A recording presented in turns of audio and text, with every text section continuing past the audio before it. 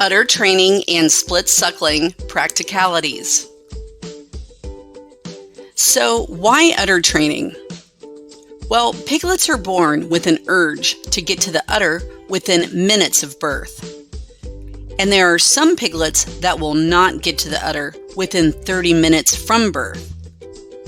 Those piglets will need help in finding an available teat and to latch on.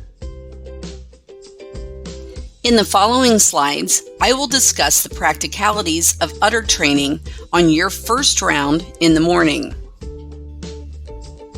So, to get started with udder training and split suckling, here is some equipment that you will need. A piglet marker, either a paint stick or paint spray, heat mat or heat lamp, a bottomless box or ring if using a heat mat, and just a box if using a heat lamp. In the first 30 minutes of the day, the tasks that should occur are: first, mark and warm and dry small piglets and then start your udder training. And secondly, always make sure to assist sows that are in need. So in the morning, mark the small and challenged piglets with a mark down their back. Make sure to get them warm and dry.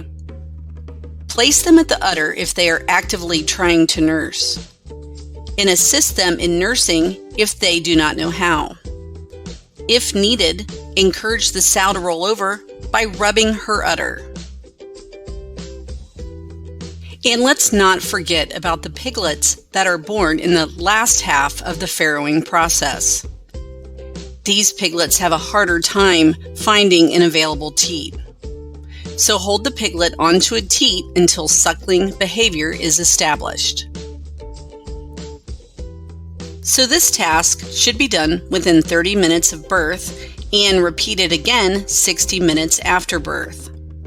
Our main focus will be piglets weighing between 2 and 3 pounds, and also, like I said in the previous slide, we need to pay attention to those piglets last in the birth order. Continue to udder train all marked piglets on each round until they nurse on their own. Once the piglets have been trained and have latched on, put a second mark across their back so it looks like a T. This will show the other employees that these piglets have been put through the udder training process.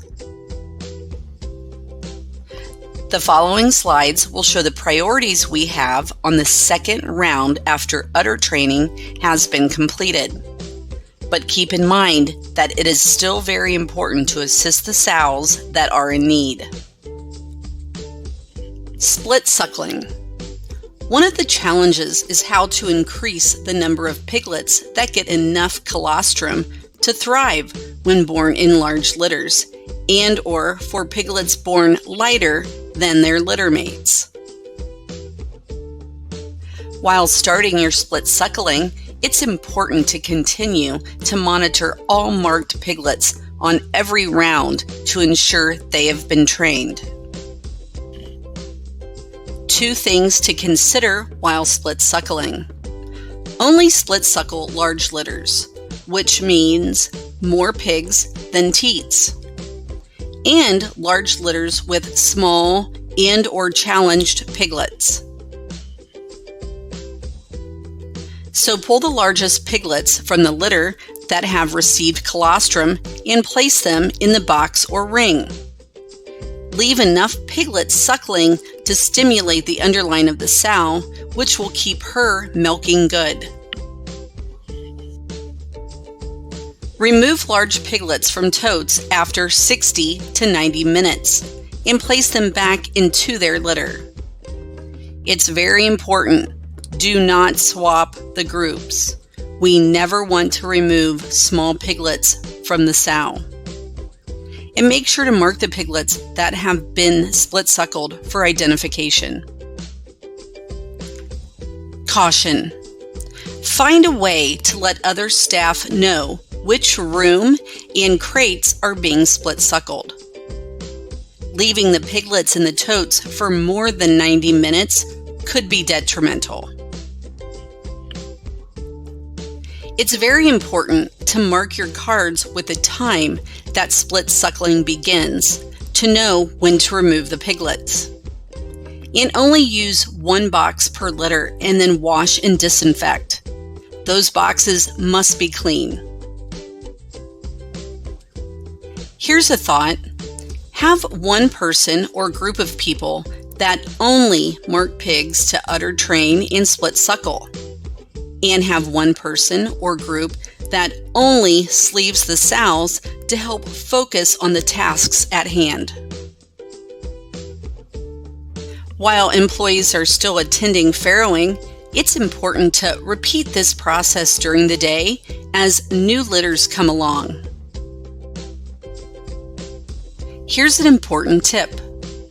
Do not foster until piglets receive colostrum from their birth mother.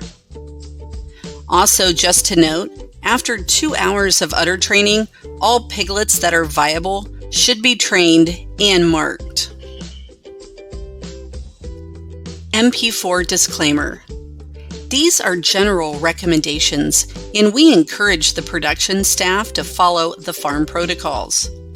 Farms should have procedures created and approved by their production management head.